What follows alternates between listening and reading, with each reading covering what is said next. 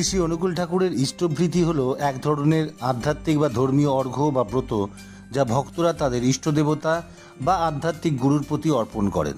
শ্রী শ্রী অনুকূল ঠাকুরের ভক্তদের জন্য ইষ্টভৃতি করা হয় কিছু বিশেষ কারণগুলি হলো, প্রথমত, ইষ্টভৃতি হলো এক ধরনের আধ্যাত্মিক অনুশীলন যা ভক্তদের নিয়মিত আধ্যাত্মিক দায়িত্ব স্মরণ করিয়ে দেয় এবং একটা উচ্চতর কারণের প্রতি নিয়মিতভাবে অবদান রাখার গুরুত্ব বুঝিয়ে দেয়। দ্বিতীয়ত, এটি তার প্রতি কৃতজ্ঞতা প্রকাশের একটা মাধ্যম, যার মাধ্যমে ভক্তরা তাদের জীবনে প্রাপ্ত আশীর্বাদের জন্য কৃতজ্ঞতা স্বীকার করেন।